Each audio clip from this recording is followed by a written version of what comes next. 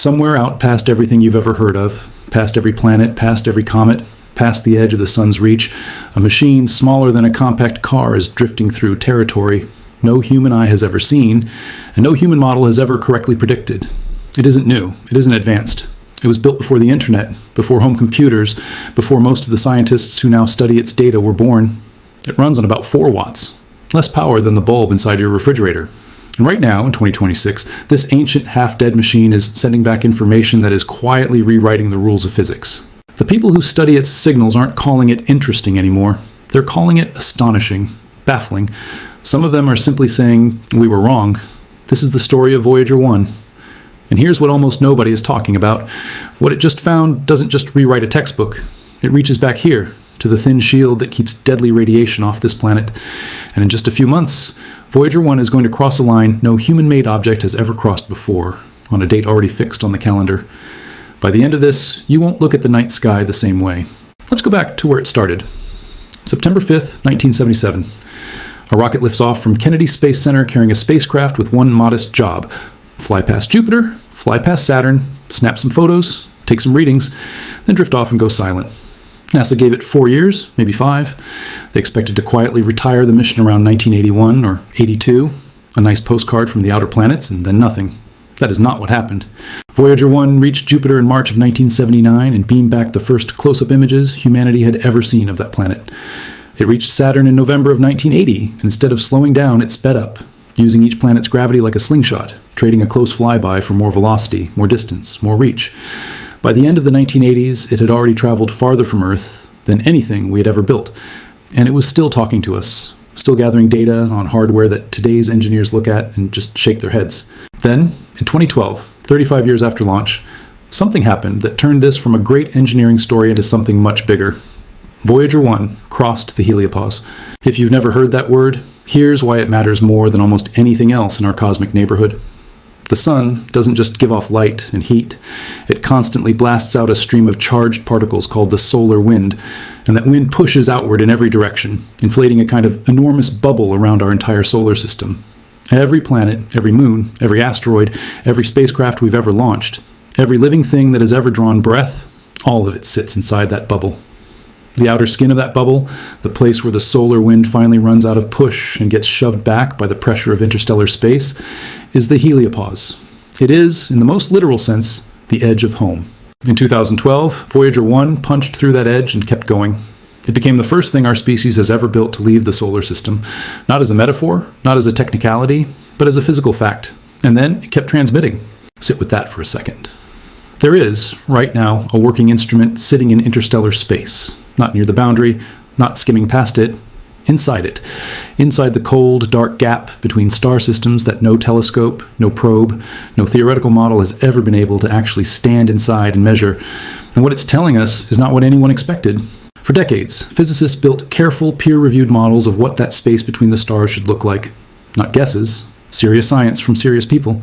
And those models agreed on the basics. Interstellar space should be quiet, smooth, sparse, a kind of cosmic waiting room where particles drift lazily and nothing much happens. Voyager 1 walked into that waiting room and found a storm instead. Starting in 2017, its plasma wave instrument began picking up something nobody had predicted. A steady, narrow-band hum running through the interstellar plasma that, according to every existing model, simply shouldn't be there. Not a one-off blip, not a glitch. A signal that has now persisted for years, detected across a stretch of space more than 900 million miles long.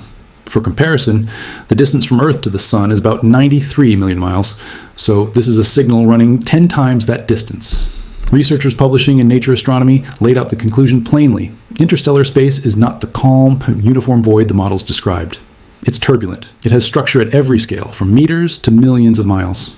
It is, in a very real sense, alive with motion we simply had no way of detecting before we had something sitting inside it. Every model of what lies beyond our solar system was built from in here, looking out. Telescopes, math, theory, all from the vantage point of a single planet. Now the first instrument we've ever physically placed out there is telling us those models missed something fundamental. The universe past our doorstep is stranger and more dynamic than we assumed. And here's where it stops being an abstract physics story and becomes a personal one. Because that same bubble separating us from that turbulent outer region is the bubble protecting every living thing on Earth.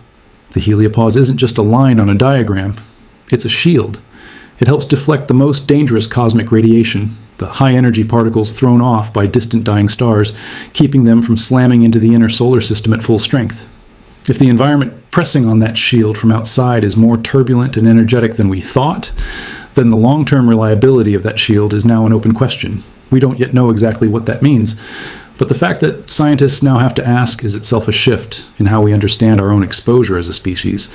Now here's where the story takes a darker turn, because in 2023, Voyager 1 very nearly died. For 5 months, the spacecraft kept transmitting, but what came through was garbage, corrupted code, scrambled data that the engineers at NASA's Jet Propulsion Laboratory, people who had been reading this spacecraft signal since the 1970s, could not decipher. The heartbeat was there. The message wasn't. The cause, once they finally tracked it down, was almost poetically small. A single memory chip inside the spacecraft's data system had degraded after nearly 5 decades of non-stop bombardment by cosmic radiation.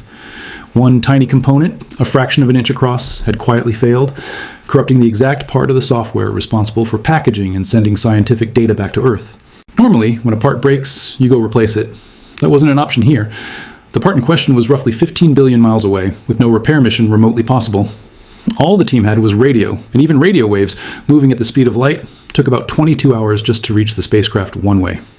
Every single test, every diagnostic, every attempted fix meant a minimum 44-hour round trip. You'd send an instruction, wait nearly a full day, get a response, study it, form a new theory, write new code, send it, and wait again.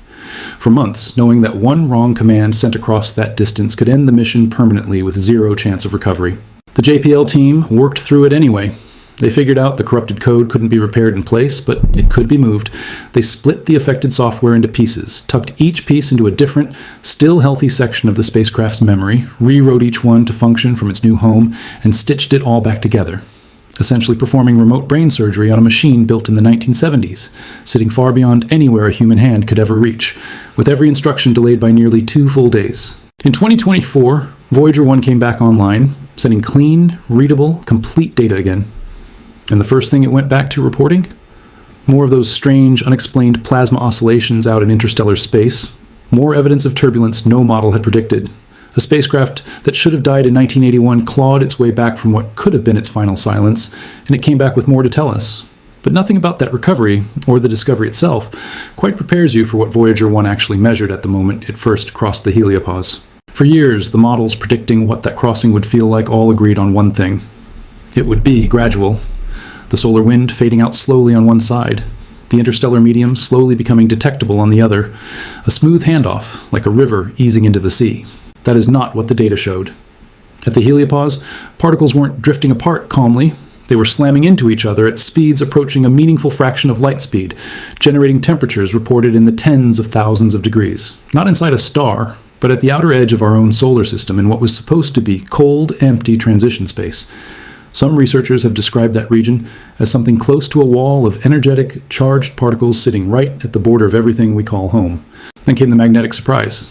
For decades, the standard assumption was that the sun's magnetic field and the galaxy's magnetic field were 2 separate systems, cleanly divided at the boundary. Our field on this side, the galaxy's field on that side. No real interaction between them. Voyager 1 found something different. The 2 fields appear to be connected, interacting through a process called magnetic reconnection, where field lines from different sources link up and exchange energy. The solar system and the galaxy around it are not magnetically isolated from one another.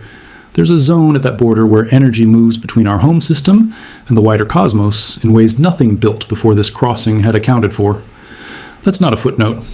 That's the kind of finding that means our understanding of how the heliosphere shields Earth over geological time may need real revision. Which brings us to right now, in 2026, because this story isn't finished and the clock is ticking faster than most people realize. Earlier this year, NASA made a call nobody on the mission wanted to make. One of Voyager 1's instruments, the one measuring low-energy charged particles, running almost continuously since 1977, was switched off. Not because it broke, because there isn't enough power left to run it. Voyager 1's power comes from radioisotope generators, essentially containers of decaying plutonium whose heat gets converted into electricity. At launch, they produced around 470 watts. Today, nearly 49 years later, that's down to roughly 250 watts, and it drops by a few more watts every year. Sometime in the early 2030s, the output will fall below what's needed to run anything at all, and Voyager 1 will go permanently silent. Of the 10 scientific instruments it launched with, 7 have already been shut down, each one a set of questions that will simply never get answered, because there's no turning an instrument back on once it's off. But the team hasn't given up on buying more time. Engineers have reportedly been testing an experimental approach to redistribute power across the spacecraft's remaining systems, hoping to squeeze out a bit more electrical capacity from components running below their original efficiency. It's risky. Any change to power flow on a machine this old with no way to manually intervene could go wrong in unpredictable ways. So they're testing it first on Voyager 2, which has a bit more power to spare and is somewhat closer to home. If those tests go well, the same approach may be attempted on Voyager 1 later this year, and if it works, there's a real chance that low-energy particle instrument gets switched back on. Nobody's promising anything, but with the spacecraft, betting against it has never aged well. And then there's the date already locked in. Later this year, Voyager 1 will cross a distance from Earth of exactly 1 light day, meaning a signal traveling at the speed of light, the fastest anything can move, will take a full 24 hours just to reach it. Send a command on a Monday, and you won't know it arrived until Tuesday, and you won't hear back until Wednesday. No human-made object has ever been that far from home, and it will just keep going. Tens of thousands of miles farther every hour, the communication delay stretching longer, the power reserve shrinking, until sometime in the 2030s, the last signal arrives and there is nothing after it. Even then, Voyager 1 doesn't stop. There's no friction out there, no atmosphere, nothing to slow it down. It will keep moving in a straight line into the dark, carrying with it the golden record. Greetings in 55 languages, the sound of rain and ocean waves and human laughter. 90 minutes of music pulled from across human history, and a map showing exactly where in this galaxy our little planet sits. Carl Sagan, who helped create it, called it a message in a bottle cast into the cosmic ocean. It will still be traveling long after every city, every book, every name we've ever carved into stone has been worn away by time. It may be the most permanent thing our species has ever made, riding on a machine that currently runs on less electricity than the bulb over your stove. And that persistent hum it's been picking up since 2017 might be the most important part of all this. Scientists still don't know exactly what's causing it.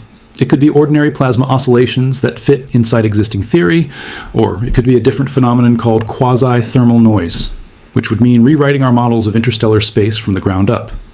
Answering that question needs more data from Voyager 1 itself, which is producing less of it every year, or a dedicated new mission built to study interstellar space directly. No such mission exists yet.